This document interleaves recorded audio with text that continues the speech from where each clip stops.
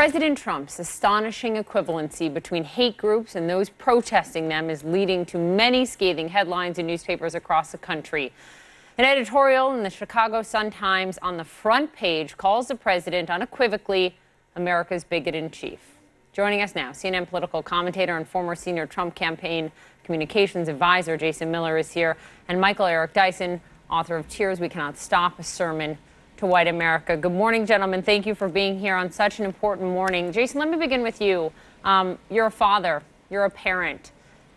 If your children come to you and say, what did you say when the president said what he said yesterday? What will you say? Well, I think we have to be very careful with our words here. I mean, I'm an American who's very concerned about what I saw on television, what was transpiring this weekend. I think there were two groups that we saw. There was a group that was clearly practicing hate, and there was a group that was clearly standing up and expressing their free speech and their ability to go and push back on such hateful rhetoric.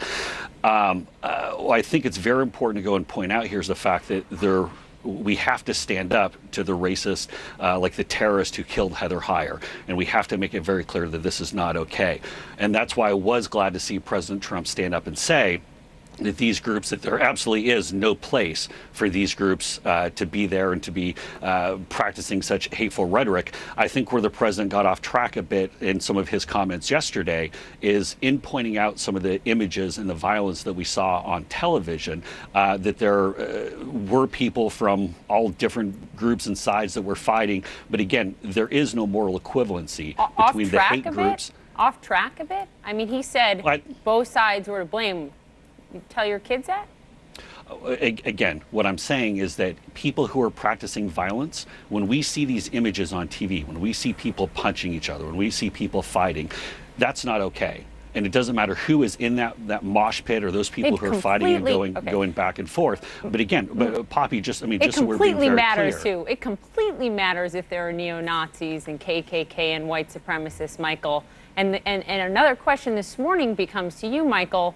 There are many Republicans taking to Twitter calling this out, but very few, with the exception of John McCain, calling out the president by name, laying this in the president's lap. And do you know how hard it was to get Republicans to come on this show this morning? You just heard from really the only one who would. Well, they need to take a page from Beyonce, say my name. And the reality is that they are not willing to name the reality that we're confronting here, the bigotry that we're confronting here.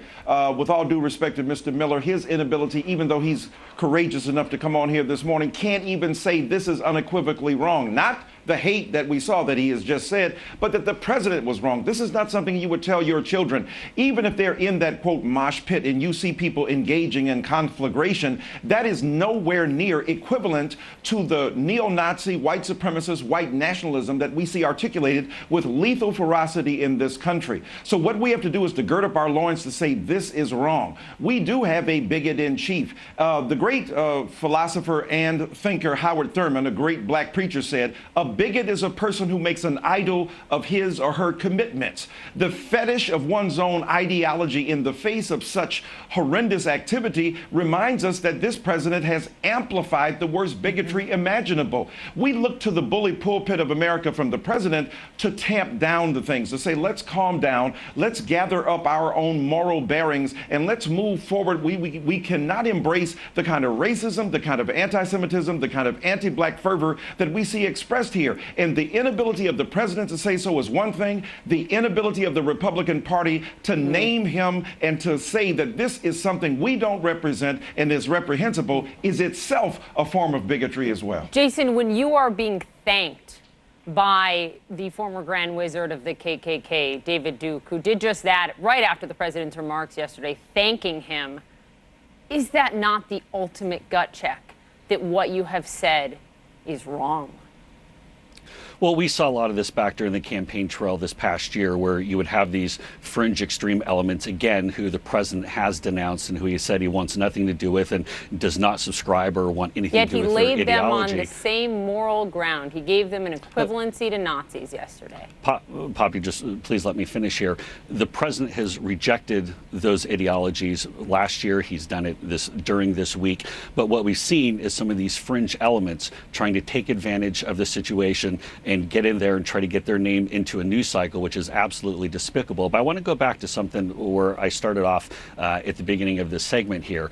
I made it very clear where I feel as an American that there were people who were practicing hate that we absolutely have to condemn, and there were people who were practicing free speech. It is absolutely terrible that Heather Heyer was killed the way that she was, and I think it's absolutely terrible that we're only seeing second-degree murder charges being discussed. This is an act of domestic terrorism. So why hasn't the president called her family, Jason? Well, the president said in his remarks yesterday that he was going to. I can't speak as to why that has happened or hasn't. It's been 5 days since she was murdered.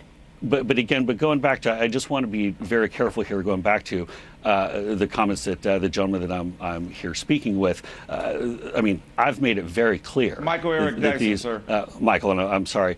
I've made it very clear that there is no moral equivalency between these groups. Also, what is important to point out, that there is no place for the violence that we were seeing on television this weekend. Regardless of who is in there fighting, there's no place for any of that at all.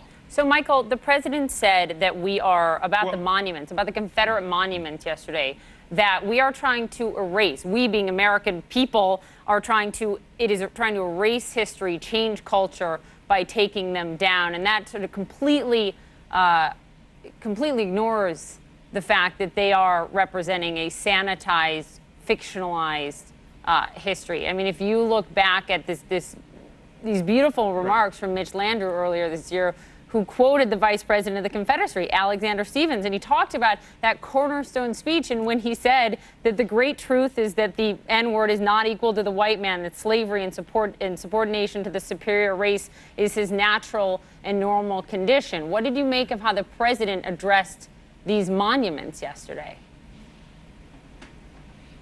This man is lethally ignorant, incapable of even having a kindergarten's comprehension of the history of race. And for those who say, look, the Confederacy is about history and heritage, it is. The history and heritage of racism, the history and heritage of bigotry, building their sense of biological and in many cases theological and national identity upon a lie, a mythology of white supremacy, the belief that some people are inherently superior and some people are inherently inferior. For the president then to defend the actions against taking down Robert E. Lee or Stonewall Jackson, and remember, these people hated America enough to want to secede from it.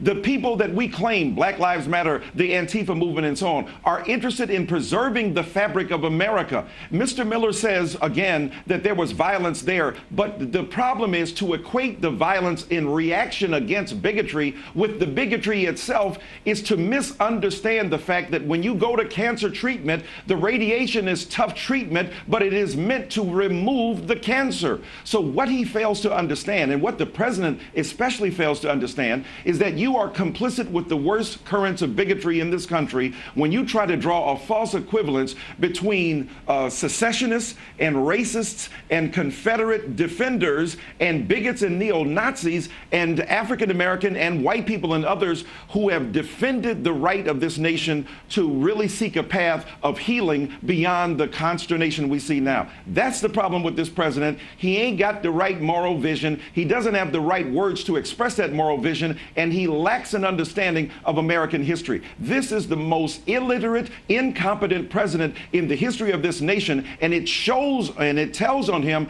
in the midst of this racial crisis where he is incapable of showing basic, decent compassion for those who are vulnerable and who are victims of white supremacy in this country. Michael, Jason, thank you both for being here on a very important morning.